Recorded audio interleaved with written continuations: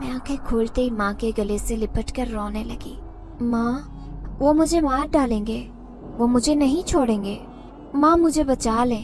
तभी माँ मेरे सर पर प्यार देते हुए बोली, क्या हुआ, कौन मार डालेंगे, किसकी बात कर रही हो? मैं बोली, वो सामने खड़े हैं, वो देखे माँ, वो मेरी तरफ आ रहे हैं, वो मुझे मार डालेंगे। माँ मुझे दिलासा दे रही थी, ऐसा कुछ नहीं होगा, यहाँ कोई भी नहीं है। माँ वो देखें, आपको क्यों नहीं नजर आ रहा जो मैं देख रही हूँ? तभी माँ बोली, तुम्हें बहुत तेज बुखार है, इसी वजह से तुम ऐसी बहकी बहकी बातें कर रही हो। लेकिन मेरे सामने जो खौफनाक मंजर था, न जाने वो माँ को क्यों नजर नहीं आ रहा था। मेरा नाम कायनात है, मेरी उम्र 19 साल है। हम 3 बहनें थीं, हमारा कोई भाई तो नहीं था। मेरी छोटी बहन अभी सिर्फ 4 साल की थी जब हमारी जिंदगी में वो तूफान आया था जो सब कुछ अपने साथ उड़ा कर ले गया। एक वक्त था, हम अपनी जिंदगी बहुत अच्छे से गुजार रहे थे। हम एक गांव में रहते थे। मेरे अब्बू चौधरी फलक शेर के यहाँ काम करते थे। चौधरी फलक शेर हमारे गांव के बहुत अच्छे चौधरी थे। वो गरीबों का बहुत ज्यादा ख्याल रखते थे। कभी भी किसी गांव के आदमी को उन्होंने बेयारो मददगार नहीं छोड़ा था। जब किसी को जरूरत पड़ती तो चौधरी साहब हर तरह से उसकी मदद करते थे। चौधरी फलक शेर की 2 शादियां हुई थी। पहली शादी को 30 साल हो गए थे, लेकिन उनकी कोई औलाद नहीं हुई। फिर गांव वाले जिनके वो इतने खैर ख्वाह थे, वो भी चौधरी साहब का बहुत ख्याल रखते थे। वो उनसे कहने लगे, दूसरी शादी कर ले। उन्होंने दूसरी शादी की तो उनको अल्लाह ताला ने चांद सा बेटा दिया। ये दिन चौधरी फलक शेर के साथ पूरे गांव वालों के लिए जश्न का दिन था। पूरे गांव वालों ने उस दिन जश्न मनाया। चौधरी का बेटा चौधरी के साथ साथ पूरे गांव वालों की आंखों का तारा था। मेरे अब्बा चौधरी के खास आदमी थे। चौधरी के घर के मामलात से लेकर डेरे के सारे मामलात मेरे अब्बा ही निपटाते थे और चौधरी फलक शेर अब्बा पर बहुत ज्यादा एतबार करते थे। सारी जमीनें तकरीबन अब्बा ही संभाल रहे थे, जिनसे अच्छा खासा मुनाफा हासिल होता और उसका एक हिस्सा वो अब्बा को दे देते, जिससे हमारे घर का निजाम बहुत अच्छे से चल रहा था। हमें अब्बा ने कभी किसी चीज की कमी नहीं आने दी। गांव में सब लोग बहुत ही खुशहाल जिंदगी गुजार रहे थे। देखते ही देखते चौधरी फलक शेर का बेटा बड़ा होता गया। वो 8 साल का हो गया। एक दिन अब्बा हवेली गए तो वो जिद करने लगा कि वो अब्बा के साथ जमीनों पर जाएगा। अब्बा का हवेली में आना जाना काफी ज्यादा था, क्योंकि सारे काम अब्बा ने ही तो देखने होते। इसी वजह से उस दिन भी जब अब्बा हवेली गए, जब चौधरी का बेटा हैदर फलक अब्बा को देखते ही रोना शुरू हो गया कि वो भी अब्बा के साथ जमीनों पर जाएगा। अब्बा ने उसे बहुत मनाने की कोशिश की कि वो घर पर ही रुके, क्योंकि जमीनों पे अब्बा को कुछ काम है। चौधरी फलक शेर भी उसको बहुत ज्यादा बहला रहे थे, लेकिन वो बार बार जिद कर रहा था कि वो चचा नुमान यानी कि मेरे अब्बा के साथ ही जाएगा। उसकी वजह से चौधरी फलक शेर कहने लगे, चलो कुछ नहीं होता नुमान, तुम इसे अपने साथ लेकर जाओ, लेकिन ध्यान रखना। और वैसे भी चौधरी फलक शेर मेरे अब्बा पर एतबार भी बहुत ज्यादा करते थे, लेकिन शायद उस एतबार को हमेशा के लिए कायम नहीं रहना था। हैदर फलक अब्बा के साथ जमीनों पर चला गया। वहां पहुंचते ही अब्बा ने उससे काम करने वाले एक और चौधरी के बंदे के हवाले किया और खुद ट्रैक्टर के साथ खेतों में काम करने लगे। ट्रैक्टर वापस चौधरी फलक शेर के डेरे पर खड़ा करना था। जैसे ही ट्रैक्टर लेकर डेरे पर आए तो अब्बा को पता ही नहीं चला कि हैदर फलक कैसे अब्बा के ट्रैक्टर की पिछली साइड पर खड़ा अब्बा को आवाजें दे रहा था। अब्बा शायद ट्रैक्टर के चलने की आवाज से उसकी आवाज नहीं सुन सके। जैसे ही ट्रैक्टर को थोड़ा बैक किया तो फलक शेर ट्रैक्टर के नीचे आ गया था। वो तो तभी पता चला जब चचे नवीद ने शोर डाला, नुमान ये क्या कर दिया है, क्या कर दिया है तूने, रोको ट्रैक्टर को, हैदर फलक नीचे आ गया है। अब्बा के तो ओसान ही खता हो गए। अब्बा जैसे ही ट्रैक्टर से नीचे उतरे तो वो हक्का बक्का रह गए, क्योंकि फलक का बहुत सारा खून बह गया था। उसका दिमाग भी कुचला गया था। अब्बा को समझ नहीं लगी कि ऐसे हालात में वो क्या करे। अब्बा वहीं पागलों की तरह रिएक्ट करने लगे। अब्बा बुरी तरह से रो रहे थे, क्योंकि वो हैदर फलक से बहुत प्यार करते थे। वो नहीं जानते थे कि उनके हाथों ही हैदर फलक की जान चली जाएगी। अब्बा बिल्कुल भी अपने होश व हवास में नहीं थे। उस वक्त अब्बा को कुछ भी समझ नहीं आया। शायद अब अब्बा अपनी जान बचाने के लिए बेहिस हो गए थे। उस वक्त जब उन्हें ये पता चला कि हैदर फलक अब इस दुनिया में नहीं रहा, ये बात शायद चौधरी तक भी पहुंच गई थी। चौधरी फलक शेर की इकलौती औलाद जो पूरे 30 साल बाद दूसरी शादी करने के बाद मिली थी, आज वो भी उनसे छिन गई थी। बेशक ये सब कुछ अनजाने में हुआ, लेकिन सब गांव वाले अब्बा को कसूरवार ठहरा रहे थे। अब्बा को उस वक्त कुछ भी समझ नहीं लगी और सबसे नज़र बचाकर ना जाने कहाँ चले गए थे। जब हमें घर पर ये खबर पहुंची तो हमारे भी पाँव के नीचे से ज़मीन खिसक गई थी। उस वक्त हमें हमारी हमसाई ने आकर ये बात बताई थी कि हैदर फलक मेरे अब्बा के ट्रैक्टर के नीचे आ गया है और वो वफात पा गया है। उस वक्त पूरे गांव पर सोग तारी था। सारा गांव चौधरी फलक शेर की हवेली पर इकट्ठा हो गया था। सब लोग अब्बा को बुरी तरह बद्दुआएं दे रहे थे। चौधरी साहब और उनकी बीवी का बहुत बुरा हाल था। चौधरी साहब तो बिल्कुल पागल हो गए थे। वो अपने बेटे के गम से बुरी तरह निढाल थे और उसकी माँ, उसे तो होश ही नहीं आ रहा था। इतना सदमा जिससे पूरा गांव टूट कर रह गया था। तो फिर उनके माँ बाप पर क्या गुजरी थी, जिनका इकलौता बेटा पूरे 30 साल बाद उन्हें मिला था। उनकी तो वो जिंदगी था, लेकिन अब्बा ना जाने कहाँ चले गए थे। हमें अब हैदर फलक की मौत के दुख के साथ साथ अब्बा की भी फिक्र हो रही थी। चौधरी साहब तो कुछ भी नहीं कह रहे थे, वो तो गम से निढाल थे, लेकिन पूरे गांव के लोग अब्बा को ढूंढ रहे थे। अब्बा का कुछ भी अता पता नहीं था। न जाने अब्बा कहाँ चले गए थे। मैं और माँ बहुत ज्यादा परेशान थे। शाम को हैदर फलक की मैयत को दफना दिया गया, लेकिन अब्बा घर पर वापस नहीं आए थे। चौधरी साहब तो बिल्कुल पागल हो गए थे और उनकी बीवी, वो भी पत्थर की हो गई थी। ना वो बोलती थी, ना कुछ खाती पीती, ना रोती थी। पूरा गांव गुस्से से फंकारता फिर रहा था और बार बार सब लोग हमारे घर के चक्कर लगा रहे थे। हम दोनों माँ बेटी सारी रात नहीं सो सकी। सुबह होते ही किसी ने जोरदार आवाज से हमारा दरवाजा खटखटाया था। जैसे ही दरवाजा खुला तो पूरा गांव इकट्ठा होकर हमारे दरवाजे के आगे खड़ा था। वो सब कह रहे थे, वो गद्दार निकला। चौधरी साहब ने इतना एतबार किया उस पर, उसने उनसे उनका सब कुछ छीन लिया, उनकी औलाद छीन ली और अब ना जाने कहाँ भाग गया है। जिस तरह उसने इतने अच्छे हमारे चौधरी से उनकी औलाद छीनी है, अब हम उसे बताएंगे कि दुख क्या होता है। जब उससे उसकी औलाद छीनी जाएगी फिर वापस आएगा और आकर अपने अमाल का हिसाब देगा। मेरी माँ हाथ बांधे दरवाजे में खड़ी थी और बार बार कह रही थी कि मुझे नहीं पता कि नुमान कहाँ गया है।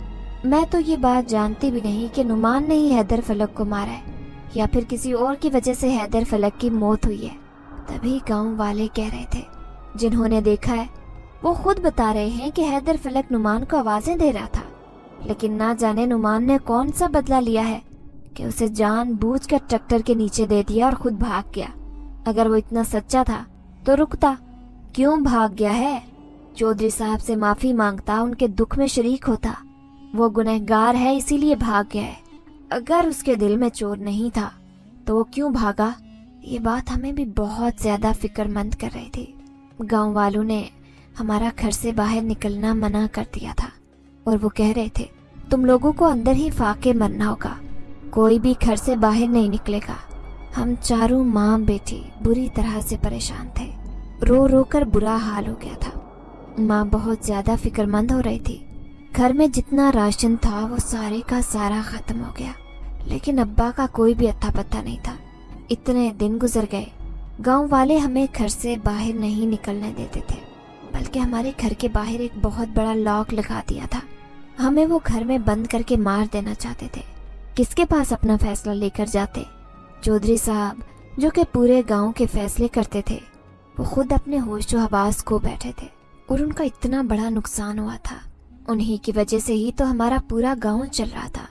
लेकिन आज वो शख्स पूरी तरह से पागल हो गया था। इसी वजह से पूरे गांव के लोग गुस्से में हम लोगों से बदला लेना चाहते थे, लेकिन इसमें हमारा क्या कसूर था? ये बात कोई भी नहीं समझता था। जब हमारे घर में फाके होने लगे, मेरी दोनों बहनें और मैं भूख से निढाल थी। उस वक्त मैं सिर्फ 14 साल की थी और कोई भी हल नजर नहीं आ रहा था। कोई भी रिश्तेदार, कोई भी गांव का शख्स हमसे मिलने नहीं आता था। ये सब देखते हुए मैं अम्मा से बोली, अम्मा, अब्बा ने ऐसा क्यों किया? क्यों अब्बा ने अपने साथ साथ हमारी जिंदगी भी बर्बाद कर दी। माँ बोली, मैं जानती हूँ तुम्हारे अब्बा जानबूझकर ऐसा नहीं कर सकते। हैदर फलक की मौत तेरे अब्बा ने जानबूझकर नहीं की, उसकी मौत ऐसे ही लिखी हुई थी। लेकिन ये गांव वाले बात समझ नहीं रहे। न जाने ये लोग क्यों हमारे पीछे हाथ धोकर पड़ गए हैं। इनको ये बात समझ क्यों नहीं आती कि जिंदगी और मौत का मालिक तो अल्लाह होता है। इसमें नुमान का क्या कसूर? वो तो खुद हैदर फलक से बहुत ज्यादा मोहब्बत करते थे और कैसे उस मासूम की जान ले सकते थे? ऐसा नहीं हो सकता। मेरा दिल नहीं मानता कि नुमान ने जानबूझकर हैदर फलक की जान ली है। कुछ जरूर है जो हमें पता नहीं है या हमसे छुपाया जा रहा है। तभी मैं बोली, लेकिन अम्मा, ऐसे अंदर छुपकर और जिस तरह हमें नजरबंद कर दिया गया है, इस तरह हमारा गुजारा नहीं होगा। माँ बोली, नहीं, हम अब मजीद नहीं रह सकते। अगर हम यहाँ रहे तो हम लोग मर जाएंगे, क्योंकि गांव वालों का यही इरादा है कि हमें अंदर ही मार दिया जाए, क्योंकि वो नुमान के किए की सजा उसके पूरे खानदान को देना चाहते हैं। लेकिन जो भी था, अगर नुमान गुनहगार नहीं था तो उसे यूं भागना नहीं चाहिए था। इस बात के लिए मैं भी उसे कभी माफ नहीं करूंगी। माँ बुरी तरह से रो रही थी। मैंने माँ को तसल्ली दी। मैंने माँ से कहा, माँ, हम रात को ही यहाँ से किसी न किसी तरह भाग जाएंगे। माँ बोली, नहीं, हम ऐसा नहीं कर सकते। पहले तुम्हारा बाप यहाँ से चला गया, अगर हम लोग चले जाएंगे तो हम मुकम्मल तौर पर झूठे साबित हो जाएंगे। तो मैंने कहा, माँ, आप इसकी फिक्र न करें, झूठे तो हम बन गए हैं। अब्बा के यूं भाग जाने से ही सारा इल्जाम अब्बा के सर आ गया है। लेकिन अब हमें जिंदगी जीनी है, अब्बा को ढूंढना है और उन्हें बेकसूर साबित करना है, इसलिए हमें यहाँ से निकलना पड़ेगा। माँ बोली, लेकिन कैसे होगा ये सब? मैंने माँ को बताया कि हम छत से होकर सीढ़ी बाहर वाली साइड लगाकर, पिछली साइड खाली पड़ी है, वहां से ही हम रात के अंधेरे में निकल पड़ेंगे। हम बिल्कुल खाली हाथ उस घर से निकले थे। कुछ भी नहीं था सिवाय एक दो जोड़े जो हम साथ लेकर गए थे। हमारे पास एक पैसा भी नहीं था। हम लोग चलते चलते शहर पहुंच गए थे। पूरी रात ही सफर में गुजर गई। छोटी बहनें पूरी तरह थक गई थी, लेकिन मैंने हिम्मत नहीं हारी। मुझे किसी न किसी तरह अपने घर वालों का सहारा बनना था। मुझे अपने अब्बा को ढूंढना था और साबित करना था कि मेरे अब्बा बेकसूर है। उन्होंने जानबूझकर हैदर फलक की जान नहीं ली। शहर पहुंचे तो कोई भी हमारा जानने वाला वहां पर न था, और हम किसी भी ऐसे इंसान से मिलना भी नहीं चाहते थे जो हमें जानता हो, क्योंकि गांव वाले हमें ढूंढते हुए जरूर शहर आएंगे। ये बात मैं बहुत अच्छे तरीके से जानती थी।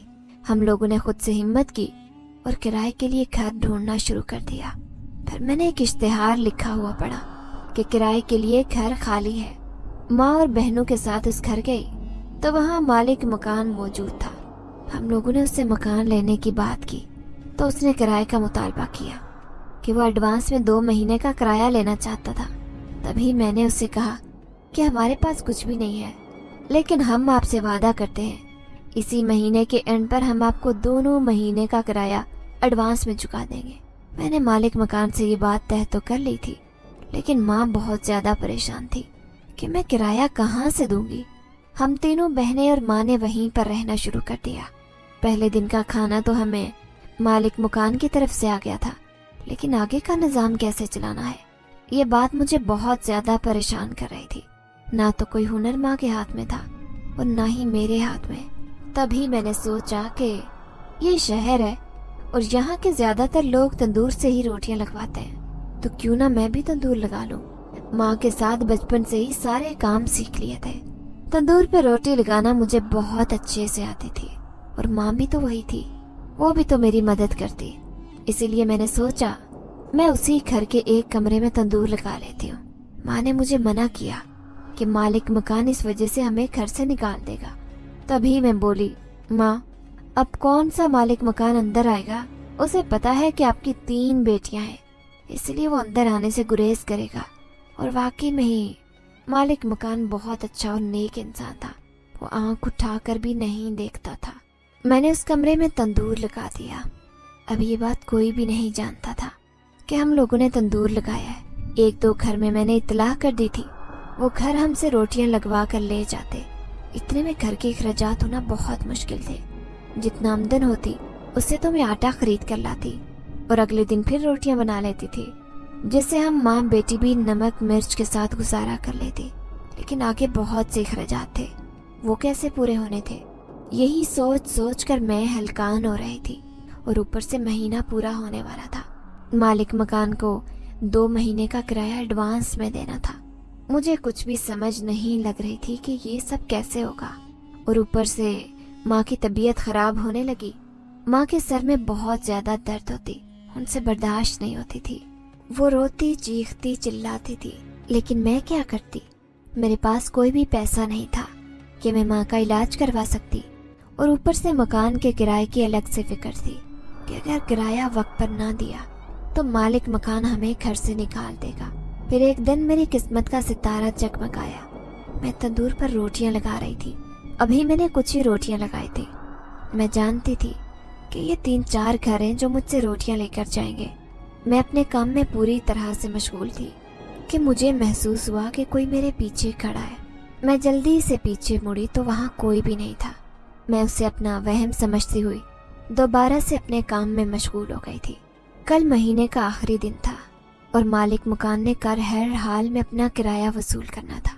मैं चाहती थी कि मैं घर से बाहर निकलकर कोई काम करूं, लेकिन ऐसा नहीं कर सकती थी, क्योंकि अगर गांव का कोई भी आदमी मुझे या मेरी माँ को देख लेता तो हमारी सजा वापस लौट आनी थी और जिंदगी दोबारा से उन्हीं उलझनों का शिकार हो जानी थी जिनसे निकलकर हम लोग आए थे।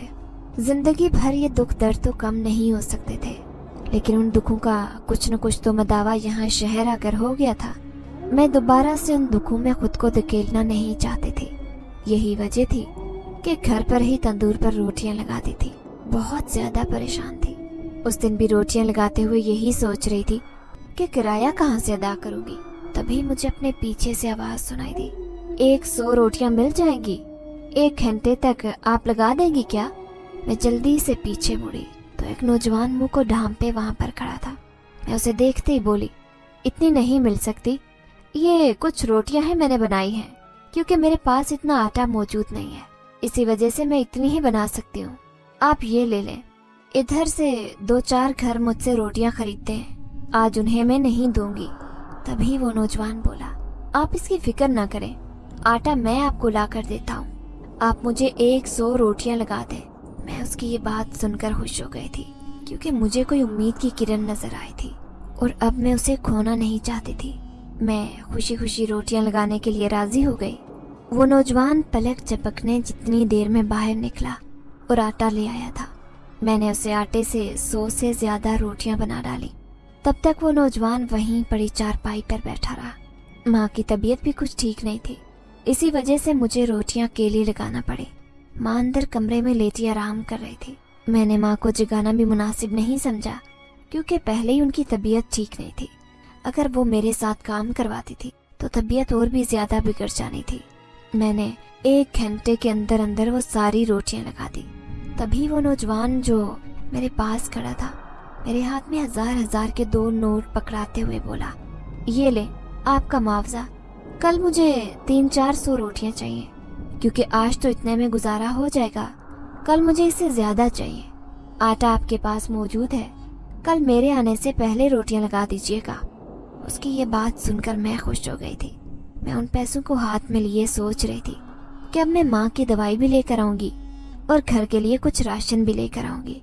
ये नमक मिर्च के साथ रोटी खाते खाते तंग आ गए हैं। छोटी बहनें बहुत ज्यादा जिद करती कि उन्हें सालन के साथ रोटी खानी है। अब मैं उनके लिए सब्जी भी लेकर आऊंगी, लेकिन मालिक मकान तो कल फिर आ जाएगा। किराया तो बहुत ज्यादा है, तो इतने पैसे तो कल की रोटियां लगाकर भी नहीं आएंगे। मैं ये किराया कैसे अदा करूंगी? उन्हीं पैसों को मैं हाथ में पकड़ते ही मुझे मालिक की बातें याद आ गई थी, जो मुझे वार्निंग देकर गया था कि कल हर हाल में मुझे किराया चाहिए।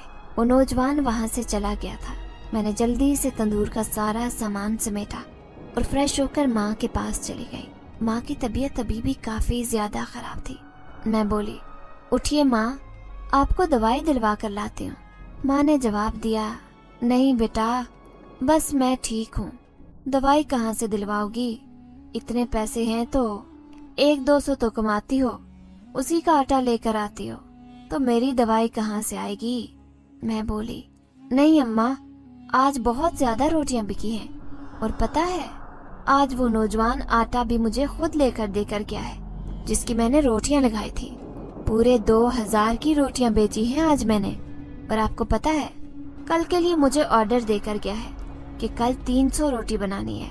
माँ भी ये सुनकर खुश हो गई थी और बोली, तुम ऐसा करो, ये पैसे किराए के लिए जमा कर लो और कल मालिक मकान आएगा उसे किराया दे देना, मेरी दवाई बाद में आ जाएगी।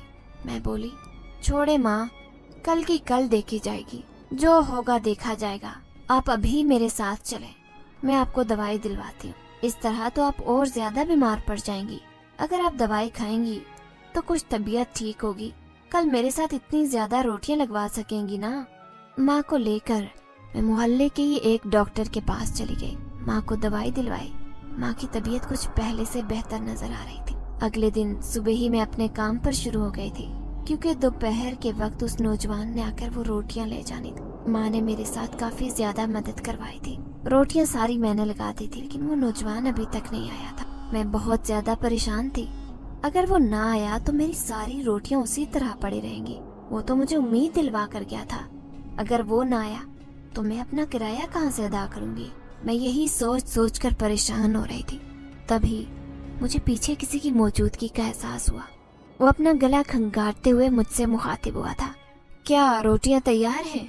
तभी मैं हड़बड़ाकर पीछे मुड़ी और बोली, जी जी, आपकी रोटियां बिल्कुल तैयार हैं। वो नौजवान आज भी मुंह ढांपे हुए था। मैंने जल्दी से उसकी रोटियां लपेटी और बोली, ये ले आपकी रोटियां। वो नौजवान मेरे हाथ से रोटियां पकड़ते हुए बोला, कुछ दिन और आपको इसी तरह हमारे लिए रोटियां लगानी होंगी। इसके लिए हम आपको भारी मुआवजा देंगे। मैं तो पहले ही ये चाहती थी कि मेरा ये काम चल जाए।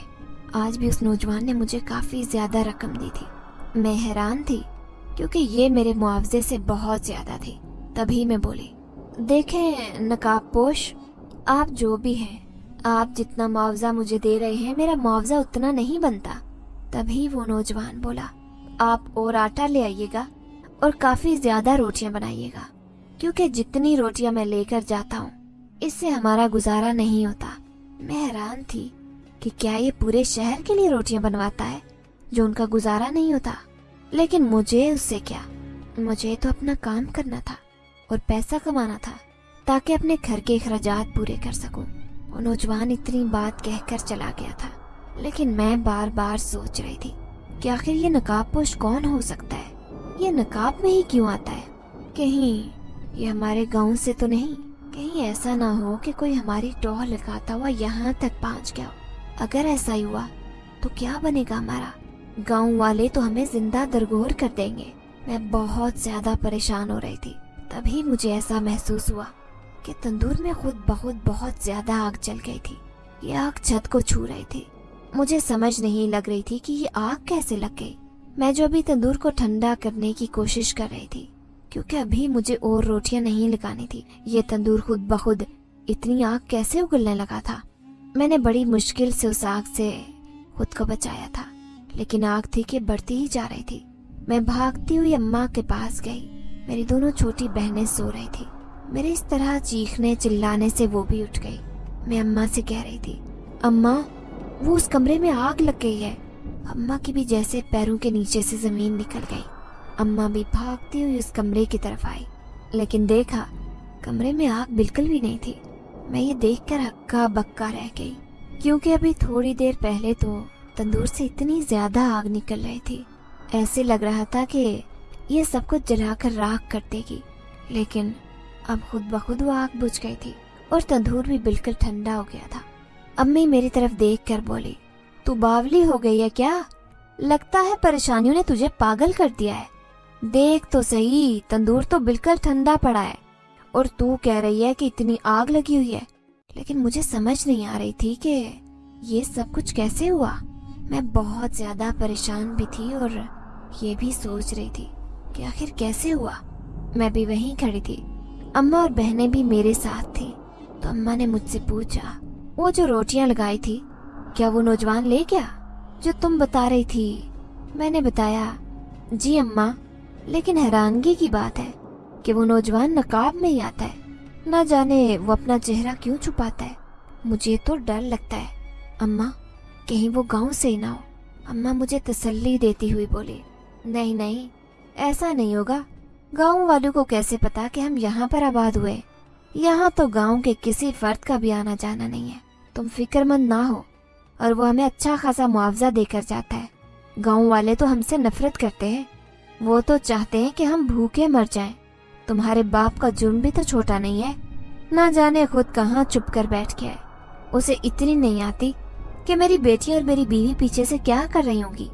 अगर उससे जुर्म हुआ भी था तो वो चौधरी साहब से माफी मांगता, अपने आप के लिए, अपनी औलाद के लिए, या फिर अगर उससे ऐसा कोई काम नहीं हुआ था फिर भी वो अपनी सच्चाई साबित करता।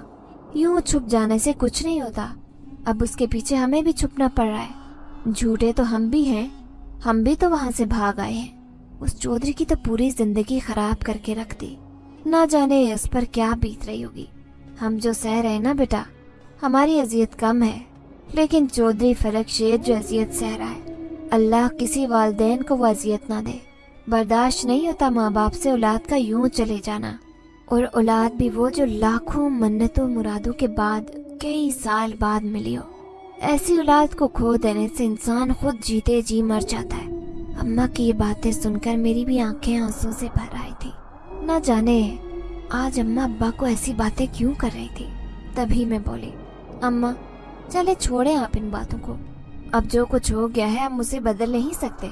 लेकिन ये देखें, वो नौजवान मुझे इतने ज्यादा पैसे देकर गया है। आज ही मैं मालिक मकान को किराया भी अदा कर देती हूँ और काफी ज्यादा आटा भी लेकर आऊंगी। कल के लिए भी उसने बहुत सारी रोटियां बनाने के लिए बोला है। अब तो अम्मा मुझे लग रहा है मेरा कारोबार चल जाएगा, और देखना एक दिन हम अपना घर ले लेंगे, शहर में यहीं रहेंगे। हम सारी उम्र अब वापस गांव नहीं जाएंगे। तभी अम्मा बोली, लेकिन तुम्हारे अब्बा का क्या? ना जाने कहाँ होगा। तो मैं बोली, अब्बा जहाँ भी हूँ बस खैरियत से हूँ। मुझे बहुत फिक्र होती है अपने अब्बा की। उसी दिन मालिक मकान को मैंने किराया अदा कर दी। मैं रात को बहुत खुश थी कि सुबह फिर इतनी ज्यादा रोटियां बनाऊंगी और मेरे घर का काफी ज्यादा राशन भी आ जाएगा। मैंने सोच लिया था कि मैं छोटी बहनों को स्कूल में दाखिल करवाऊंगी। यहाँ शहर में कौन सा हमें कोई जानता है। मेरी छोटी बहनें पढ़ लिख जाएंगी, मेरी तरह उन्हें ख्वार नहीं होना पड़ेगा। अब तो वैसे भी मेरा काम चल ही गया है। बहनों की पढ़ाई के अखराजात भी मैं खुद ही पूरे कर लूंगी। यही कुछ सोच रही थी कि मुझे महसूस हुआ कि कोई भयानक आवाज मेरे कान में पड़ी है। मैं सहमी हुई एकदम से उठकर बैठ गई। माँ और बहनें सो रही थी, लेकिन न जाने क्यों मुझे महसूस हुआ कि दो लंबे लंबे साए मेरे इर्द गिर्द चक्कर काट रहे। मैं जो अपनी चारपाई पर बैठी कपकपा रही थी। डर और खौफ के मारे अब मैं चीखने लगी, लेकिन फिर ऐसे जैसे मेरी आवाज मेरे हलक में अटक कर रह गई हो। मैं चीखना चाहती थी, लेकिन मेरी आवाज नहीं निकल रही थी। मैं माँ को आवाज देना चाहती थी, लेकिन ऐसे जैसे किसी ने मेरी आवाज को दबोच लिया हो। उस वक्त मैं खुद को बहुत बेबस महसूस कर रही थी। वो साए मुझे अपने करीब होते नजर आ रहे थे, लेकिन अब मेरे अंदर हिलने की भी ताकत नहीं थी कि मैं उठकर भाग जाऊं। ऐसे जैसे मेरे पूरे जिस्म को जकड़ लिया गया हो। वो इतने लंबे साए, जैसे ही पाँव से लेकर उनके सर तक देखना चाहा तो मैं हक्का बक्का रह गई, क्योंकि ये तो इंतहाई खौफनाक शक्ल की हवाई चीजें थी। मैं समझ गई कि ये कोई इंसानी मखलूक नहीं हो सकती। ये दोनों इंतहाई भयानक शक्ल के शख्स मेरे गले को पकड़ रहे थे। उनके लंबे लंबे नाखून, ऐसे लग रहा था जैसे उन नाखूनों से मेरा गोश्त नोच खाएंगे। उनकी भयानक शक्ल देखकर मेरा पूरा जिस्म पसीने से शराबूर था। मैं जान गई थी कि अब बस मैं जिंदा नहीं रहूंगी। ये खौफनाक शक्ल वाले मुझे खा जाएंगे। मेरी सांस रुक गई थी। मुझे ऐसे लग रहा था कि बस अब मुझे सुबह नहीं होगी। सुबह मेरी माँ और बहनें मुझे मरा हुआ ही देखेंगी। न जाने ये मेरा नामो निशान भी छोड़ेंगे या नहीं। ये तो मुझे कच्चा ही चुबा जाएंगे। वो दोनों भयानक शक्ल वाले मेरी चारपाई के इर्द गिर्द चक्कर लगाते हुए बहुत भयानक आवाज से हंस रहे थे। मुझे ऐसे लग रहा था मेरे कान के पर्दे फट जाएंगे, लेकिन न जाने क्यों माँ और बहनों को उनकी आवाजें सुनाई नहीं दे रही थी। वो उसी तरह से सो रही थी। मैं चाहती थी कि वो उठे और मेरी मदद करें। बहुत कोशिश की कि माँ को आवाज दूं, लेकिन मैं ऐसा नहीं कर पाई। मुझे नहीं पता चला कि मेरे साथ क्या हुआ। अगली सुबह जैसे ही मेरी आँख खुली, माँ मेरे सर पर पानी की पट्टियाँ कर रही थी। मेरी दोनों बहनें मेरे पास बैठी मुझे दबा रही थी। आँख खुलते ही मैं माँ के गले लगकर खूब रोई और बोली, माँ वो मुझे मार डालेंगे, वो भयानक शक्ल वाले वो मुझे मार डालेंगे, वो मुझे जिंदा नहीं छोड़ेंगे। माँ आप कैसे इतनी गहरी नींद सो रही थी? मैं आपको जगाने की कोशिश कर रही थी लेकिन आप नहीं जाग रही थी। तभी माँ मुझे तसल्ली देते हुए बोली, तुम बुखार में तप रही हो इसीलिए ऐसी उल्टी पुल्टी बातें कर रही हो, कुछ भी तो नहीं है, देखो यहाँ कोई भी नहीं है। मैं बोली, नहीं माँ, रात वो आए थे, वो मुझे मार डालेंगे, मैं यहाँ नहीं रहूंगी। माँ हम ये घर छोड़कर चले जाएंगे, इस घर में कुछ है। माँ ने जवाब दिया, नहीं बेटा, तुम्हारे सर को बहुत ज्यादा बुखार है, इसी वजह से तुम्हें ऐसा महसूस हो रहा है, ऐसा वैसा कुछ नहीं है। जरा बुखार कम होता है तो मैं तुम्हें डॉक्टर के पास लेकर चलती हूँ, कोई दवाई वगैरह लेकर आते हैं जिससे तुम्हें अफाका होगा। माँ मेरी बात सुनने की कोशिश ही नहीं कर रही थी। तभी मुझे महसूस हुआ कि वही भयानक शक्ल वाले आदमी माँ के पीछे खड़े मेरी तरफ देखकर खिलखिला कर हंस रहे थे। शायद वो मुझे ये यकीन दहानी करवा रहे थे कि मेरी माँ को मेरी बातों पर यकीन नहीं आएगा, मैं चाहे जो मर्जी कर लूं।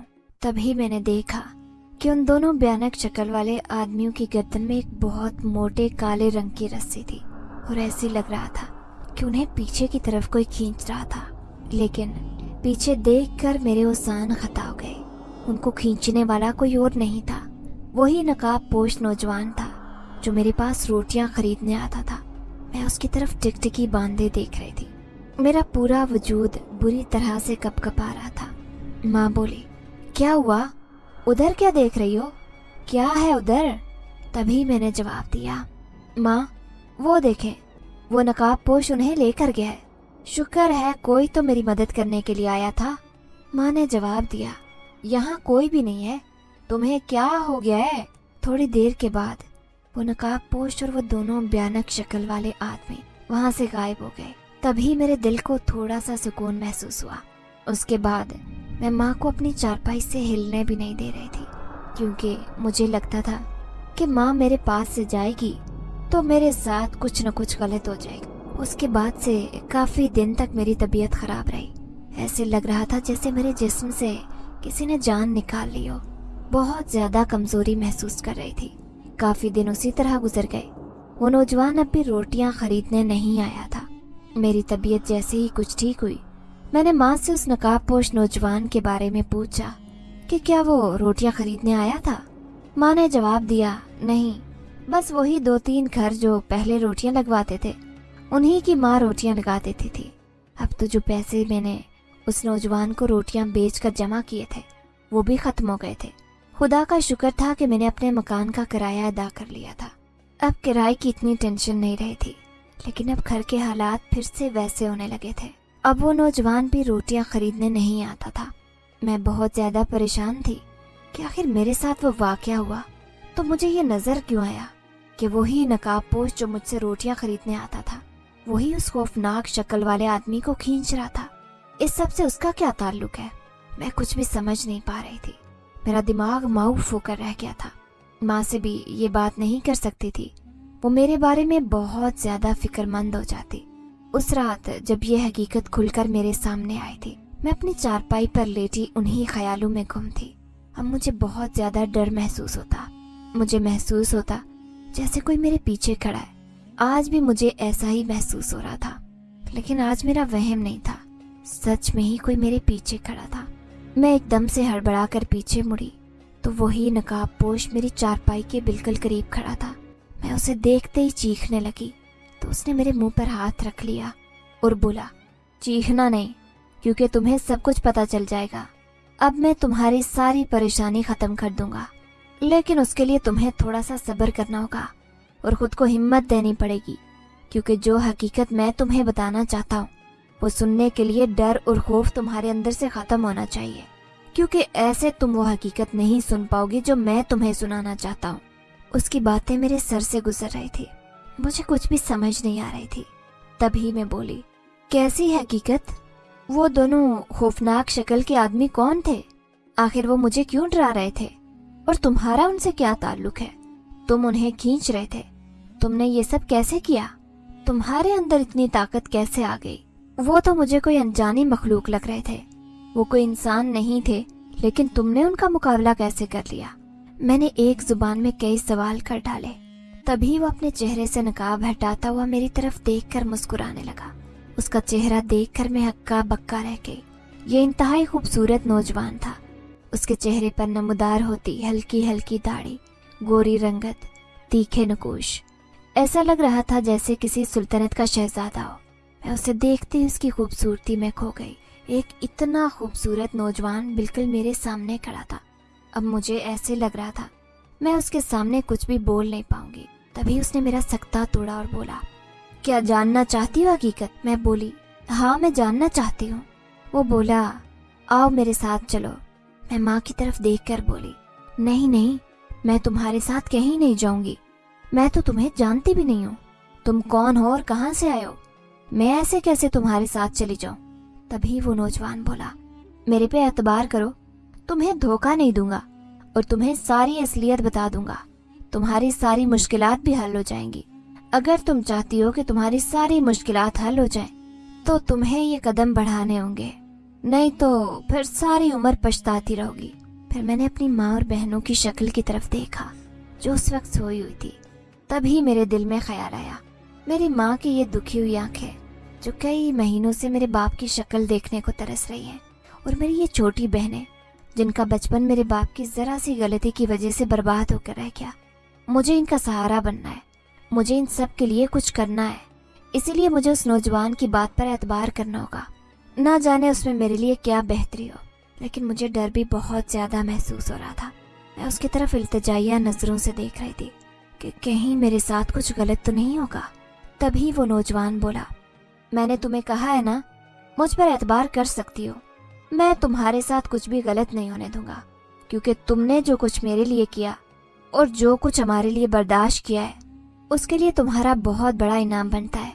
तो तुम्हें कोई भी दुख तकलीफ कैसे दे सकता हूँ? उसकी ये बात मुझे और भी हैरान कर गई, लेकिन फिर मैंने खुद को हिम्मत दी। तभी उस नौजवान ने मेरी तरफ हाथ बढ़ाया। न जाने कुछ भी सोचे समझे बगैर अब की बार मैंने उसका हाथ थाम लिया। जैसे ही मैंने उसका हाथ थामा, वो बोला, मेरी आंखों में देखो। पहले तो मैं हैरान हुई, लेकिन फिर जैसे ही मैंने उसकी आंखों में देखा तो मुझे समझ ही नहीं लगी। मैं एक अजीब सी दुनिया में पहुंच गई थी। ये दुनिया हमारी दुनिया से बिल्कुल अलग थी। यहाँ पर जंगलात ही जंगलात नजर आ रहे थे, जहाँ सिर्फ मैं और वो नौजवान था। अब की बार वो नकाब में नहीं था, बल्कि बिल्कुल खुले चेहरे के साथ मेरे साथ था। उसी तरह मेरा हाथ पकड़े हुए। न जाने क्यों उसका हाथ पकड़ते ही मुझे ऐसा महसूस हुआ एक मजबूत सहारा मेरे साथ है। वो मुझे लेकर आगे की तरफ चल रहा था। उन जंगलात में ऊंचे ऊंचे और अजीबो गरीब शक्ल के बने दरख्त अजीब सी वहशत फैला रहे थे। मुझे डर भी महसूस हो रहा था। तभी मैं उस नौजवान की तरफ देखती हुई बोली, ये इतने डरावने दरख्त हैं, ऐसे लग रहा है कोई अलग से दुनिया है। वो बोला, तुमने ठीक पहचाना, ये तुम्हारी दुनिया से अलग दुनिया है। ये वो दुनिया है जहाँ की मखलूक इतने जुल्म सितम बर्दाश्त करने के बाद भी खुद को मजबूत साबित करती है। ये वो दुनिया है जहाँ की मखलूक अपने आप को किसी भी तरह दूसरों से बदतर नहीं समझती और ना ही दूसरों से बदतर समझती है। यहाँ जरा सी बात पर भी जंग छिड़ जाती है और जरा सी नेकी पर एक दूसरे के लिए जान देने के लिए भी तैयार हो जाते हैं। मैं हैरान थी, ये कौन सी दुनिया है? तभी मैं उसकी तरफ देखती हुई बोली, क्या इंसानी दुनिया के अलावा भी कोई दुनिया है कि जहाँ मैं आ गई हूँ? वो बोला, हाँ, आगे चलो, मैं तुम्हें सब कुछ दिखा देता हूँ। उसके बाद वो मुझे नीचे तय खाने की तरफ लेकर जाने लगा। यहाँ पर कोई इमारत बनी हुई थी जो मुझे नजर नहीं आ रही थी, लेकिन अजीब बात थी, मुझे खाली सीढ़ियाँ नजर आ रही थी। मैं उन सीढ़ियों के साथ नीचे उतरती जा रही थी। मेरा सर चकरा रहा था। मुझे ऐसे लग रहा था कि मैं अभी चक्कर खाकर गिर जाऊंगी, क्योंकि ये अजीबो गरीब किस्म की सीढ़ियाँ बनी हुई थी। मैंने आज तक कभी नहीं देखी थी, लेकिन वो बिल्कुल आसानी के साथ सीढ़ियाँ उतर रहा था और मेरा हाथ थामे हुए था। मुझे कह रहा था, तुम्हें डरने की जरूरत नहीं है, तुम यहाँ से कहीं नहीं गिरोगी। वैसे भी अब तुम्हारा हाथ मेरे हाथ में है, अब मैं इसे हमेशा के लिए थाम लूंगा। उसकी बात सुनकर मैं उसकी तरफ देखकर मुस्कुरा दी। हम दोनों एक बड़े से हाल में पहुंचे थे जहाँ पर बहुत ज्यादा हुजूम लगा था। ऐसे लग रहा था जैसे किसी चीज का जश्न हो रहा हो। यहाँ पर कुछ हसीन लड़कियां रक्स कर रही थी और बहुत ज्यादा पकवान पकाए जा रहे थे। तभी मैं बोली, क्या यहाँ कोई शादी है? उसने जवाब दिया, नहीं, यहाँ कोई शादी नहीं है। यहाँ जश्न रखा गया है। ये फतह का जश्न है, ये सुलह का जश्न है और ये अच्छे नसीब का जश्न है। मैं हैरान थी कि कैसी बातें कर रहा है। तभी वो बोला, तुम्हें सब कुछ बता देता हूँ, लेकिन इससे पहले तुम्हें शहंशाह जिन्नात से मिलना होगा, क्योंकि जो इनाम तुम्हें मिलने वाला है वो तुम्हें शहंशाह जिन्नात ही देंगे। तभी मैं बोली कि शहंशाह जिन्नात मतलब मैं जिन्नात की दुनिया में आ गई हूँ। उस नौजवान ने जवाब दिया, हाँ, तुम कोह काफ में हो और मैं भी एक जिनज़ादा हूँ, मैं इंसान नहीं हूँ। उसकी आवाज सुनकर मैं उससे 7 कदम पीछे हटी और बोली, ये क्या कह रहे हो? तुम जिनज़ादे हो, लेकिन मुझे यहाँ क्यों लेकर आए हो? मुझे वापस भेज दो। मैं अपनी माँ और बहनों के पास जाना चाहती हूँ। मेरी जिंदगी में पहले ही बहुत मुश्किलात हैं, मैं मजीद मुश्किलात बर्दाश्त नहीं कर सकती। तभी वो नौजवान बोला, तुम्हारी ये मुश्किलात दूर करने के लिए ही मैं तुम्हें यहाँ लेकर आया हूँ, तुम्हें फिक्रमंद होने की जरूरत नहीं है। तो वो मुझे लेकर जिन्नात के पास गया। शहंशाह जिन्नात ने वो रक्स रोक दिया और बोला, उस आदमजादी के लिए इनाम लेकर आओ, इसने कई दिन तक हमारे लिए रोटियां बनाई हैं। तभी वो बोला, तुम्हारे जहन में बहुत से सवालात हैं, तो मैं उन सारे सवालात के जवाब देना चाहता हूँ। हमारे यहाँ कोहकाफ में जंग शुरू हो गई थी। मेरा अपना सगा भाई जो कि शहंशाह जिन्नात बनना चाहता था, जबकि ये मेरा हक था। मैं उसका बड़ा भाई था, लेकिन वो ये बात नहीं जानता था कि सुल्तानत शुरू से ही बड़े भाई के पास आती है। उसने मेरे साथ जंग शुरू कर दी, जिसकी वजह से मेरी सुल्तानत के लोग भूखे मरने लगे। फिर मेरा बेटा तुम्हारे पास गया। उसे पता चला कि तुम उस घर में जहाँ पर कई दिन तक मेरा बेटा पहले रह चुका था, वहाँ तुमने तंदूर लगाया है और ये तुमसे रोटियां लगवाने जाता और उसके बदले में तुम्हें मुआवजा देकर आता। लेकिन वो मुआवजा बहुत कम था। जो कुछ तुमने हमारे लिए किया उसके लिए तुम्हें बहुत भारी इनाम दिया जाएगा। वो नौजवान मेरी तरफ देखकर मुस्कुरा रहा था और कह रहा था, देखा, ये सरप्राइज था तुम्हारे लिए, और मेरे बाबा को मैंने बता दिया है कि मैं तुमसे मोहब्बत करने लगा हूँ और अब मेरे चचा के साथ हमारा अमन कायम हो गया है और बाबा को सुल्तानत मिल गई है। उसकी ये बात सुनकर अब की बार मैं और भी हैरान हुई थी कि ये क्या कह रहे हो, मोहब्बत? लेकिन हमारे दरमियान तो ऐसी कोई बात नहीं हुई। तभी वो बोला, कोई नहीं, अब तो हो गई है ना। बाबा इसे बता दे कि मैं इससे शादी करना चाहता हूँ और आज ही हम दोनों का निकाह करवा दे। तभी वो शहंशाह जिन्नात बोला, नहीं बेटा, यहाँ पर तुम गलत हो। मैं ऐसे किसी आदमजादी का निकाह तुम्हारे साथ नहीं करवा सकता जब तक उसकी अपनी मर्जी उसमें शामिल ना हो। वो शहंशाह जिन्नात मेरी तरफ देख कर बोले, ए आदमजादी, क्या तुम हमारे बेटे शहजादा कोहकाफ हुनैन से शादी करना चाहती हो? तभी मैंने कहा, मेरी जिंदगी में बहुत सी मुश्किलात हैं, मैं उन सब मुश्किलात से लड़ना चाहती हूँ। मैं अभी शादी नहीं करना चाहती और आपका बेटा मुझसे मोहब्बत करता है, मैं उसकी कदर करती हूँ, लेकिन मेरी मजबूरी समझे, मैं इससे शादी नहीं कर सकती।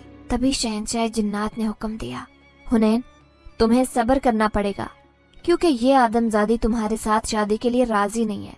इसलिए अब तुम इसे इंसानी दुनिया में वापस भेज कर आओ और इसके बाप को बेगुनाह साबित करो, क्योंकि इसके बाप ने कोई जुर्म नहीं किया। वो चौधरी का बेटा अनजाने में ट्रैक्टर के नीचे आकर वफात पाया था। ये बात सुनते ही मैंने उस नौजवान हुनैन जिनजादे की तरफ देखा। उसकी आंखें आंसू से भरी हुई थी। वो मेरा हाथ पकड़ते हुए इंसानी दुनिया में वापस आया। मुझे और मेरी बहनों को लेकर वो उस गांव पहुंचा था जहां हम शुरू से रहते थे। तभी उसने बहुत सारे सबूत इकट्ठे किए और मेरे बाप को बेगुनाह साबित कर दिया था, और न जाने वो कहां से मेरे अब्बू को भी ढूंढ कर लाया था। अब वो मेरी माँ, बाप और बहनों को भी नजर आ रहा था। गांव वालों को मेरे अब्बू की बेगुनाही पर यकीन आ गया। चौधरी का इलाज भी हो गया, वो भी ठीक हो गया था। चौधरी ने अब्बू को दिल से माफ कर दिया, क्योंकि अल्लाह ने दोबारा से फिर उसे बाप बनने की खुशखबरी दी थी। अब वो जिनज़ादा अपनी दुनिया में वापस जाना चाहता था। जाते हुए उसके चेहरे पर बहुत ज्यादा उदासी थी। उसकी आंखें आंसू से भरी हुई थी। वो मुझे कह रहा था, मैं हमेशा तुम्हें याद रखूंगा क्योंकि मैं तुमसे मोहब्बत करता हूँ और करता रहूंगा। जब कभी तुम्हें मेरी ज़रूरत पड़ेगी तो मैं गैबी तौर पर तुम्हारी मदद करूंगा, लेकिन अब तुम्हें कभी नज़र नहीं आऊंगा। उसे रुखसत करते हुए सच में मेरी आंखें भी आंसू से भर आईं। मेरे माँ बाप नहीं जानते थे कि ये नौजवान कौन है। वो यही समझते थे कि कोई अल्लाह ने फरिश्ता भेजा है जो हमारी मदद कर रहा है। वो तो मेरी और उस जिनजादे की मोहब्बत के बारे में भी नहीं जानते थे। मैंने उस जिनजादे को अलविदा कह दिया, लेकिन मेरा दिल आज तक उदास है। मैं आज एक बहुत बड़ी बुटीक की मालिक हूँ। ये सब उस जिनजादे की वजह से है। उन्होंने जो मुझे इनाम दिया था उसी के जरिए मैंने अपना कारोबार शुरू किया और हम सभी गांव में बहुत अच्छी जिंदगी गुजार रहे हैं। लेकिन मैं अब शादी नहीं करना चाहती। माँ बाप मेरी शादी करना चाहते हैं, लेकिन मैं मना कर देती हूँ क्योंकि मैं आज भी उस जिनजादे की मोहब्बत में अपनी जिंदगी गुजार रही हूँ। वो भी मुझसे बहुत मोहब्बत करता है। जब कभी मुझे कोई मुश्किल पेश आती है तो मेरा काम खुद ब खुद हो जाता है। मैं समझ जाती हूँ कि हुनैन जिनजादा आया होगा और मेरी मदद कर गया। मैं उसकी खुशबू महसूस करती हूँ। बस उसी के सहारे अपनी जिंदगी गुजारना चाहती हूँ।